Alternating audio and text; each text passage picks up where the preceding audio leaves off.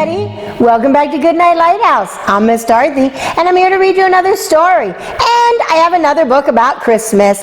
In fact, this book is about Christmas trees. Look, Miss Dorothy has some Christmas trees up. Do you have a Christmas tree up? I have a really big tree in my other room. I have little trees in this room. Some people put up lots and lots of Christmas trees.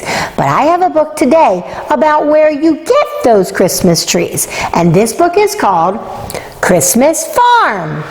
Christmas Farm.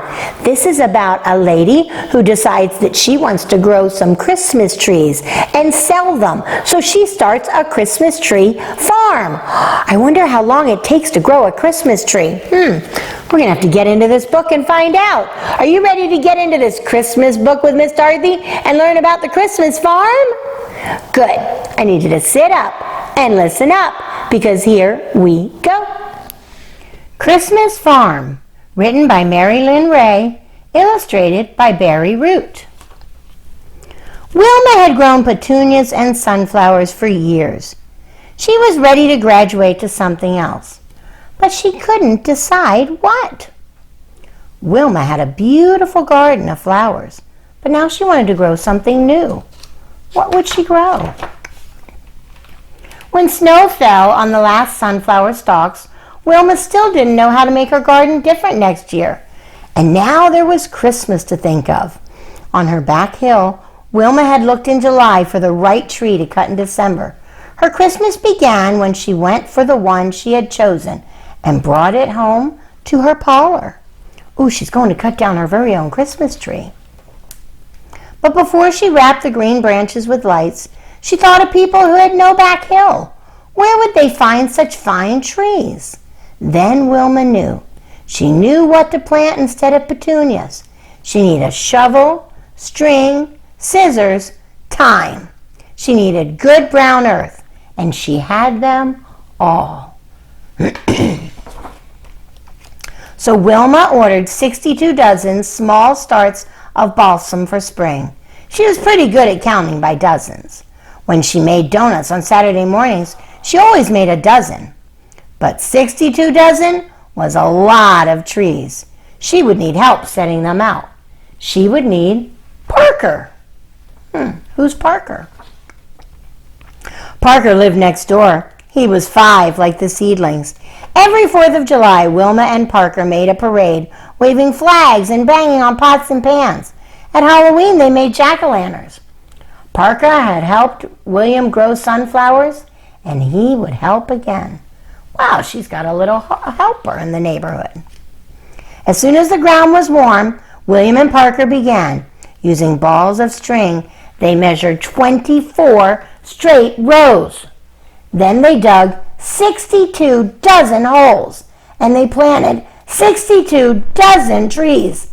744 trees. Will they be ready by Christmas? Asked Parker. No, said Wilma. The trees had to grow through the summer, the fall, the winter, and the spring. And then they had to grow some more. While they grew, Parker told the trees about Christmas. He knew all about Christmas. To keep the grass from covering their trees, he and William weeded around each one. Then October leaves blew across the trees, and November's snow began to fall. Before winter's end, some of the trees were lost to mice that ate their stems and roots, but 719 remained. The young trees woke with the spring, and again Wilma and Parker weeded around them, and Parker told them things. Now that he was 6, he knew more than when he was 5. The trees are growing, and Parker's growing up. On summer nights, brown moths fluttered among the trees, fireflies flickered above them, and whippoorwills called around the darkness. Then fall came again, and winter. During the long, cold months, some of the trees were lost to deer that dug in the snow to chew the sweet green tips, but 673 survived. When Parker came to help with spring chores, Wilma had been shopping for a tractor. She chose a blue one with a horn, though there was nothing to honk at except the sky. the Ring of the Mountains, yellow dandelions, and Parker. Wilma let him try the horn. Parker would have liked to drive the tractor too, but 7 wasn't old enough for that. The trees weren't old enough either. When Christmas came, they were still too small to cut, so they slept through another winter. Again, some were lost to mice and deer, storm and ice, but when spring came, there were 652 left. Wilma mowed. Parker ran among the rows, counting. 652 was a big number to count, but Parker could do it now that he was 8. Parker's getting older, and the trees are getting bigger. All summer, bobolinks decorated the trees with song. Then fall came, winter came, snow came. Moose cracked some of the branches and chewed them, but 617 trees survived. That summer, the trees were 9.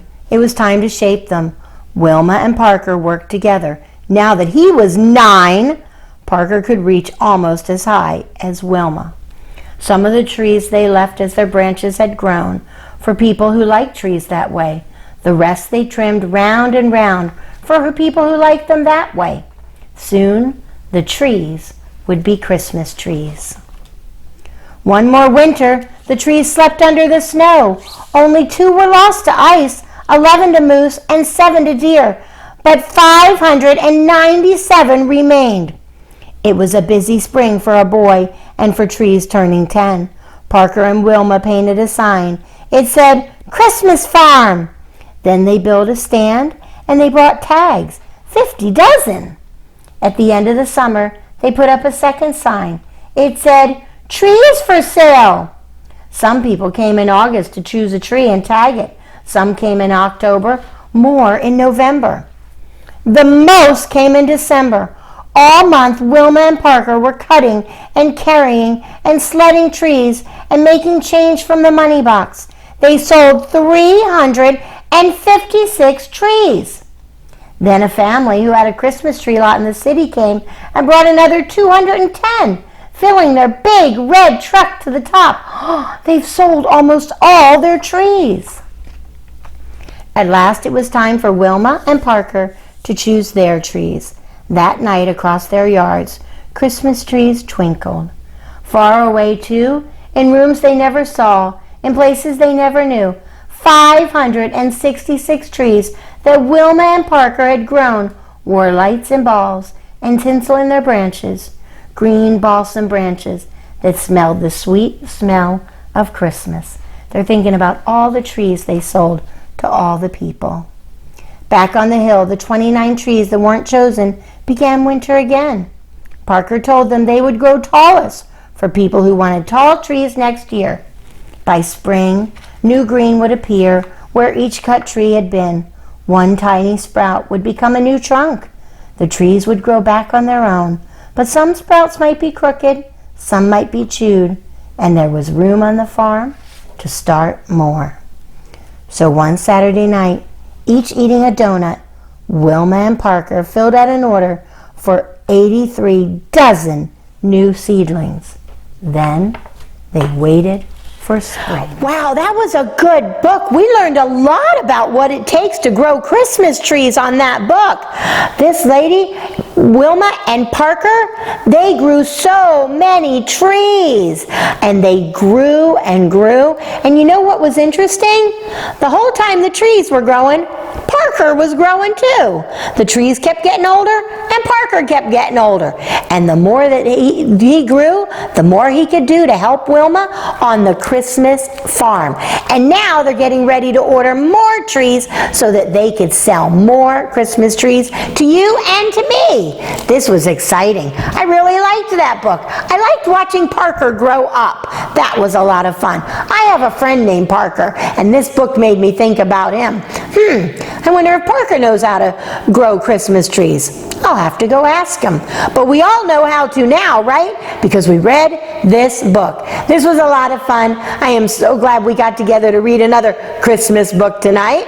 You need to come back tomorrow because Miss Dorothy's going to be here reading another Christmas book to you. We are reading our way to Christmas, and it is so much fun. And until you come back, and until Christmas, and until we see all the trees, there's something very important that I need you to do for me. Obey, and obey right away. And then come back and see me, because I'm going to be sitting right here waiting to read a book to you. Bye!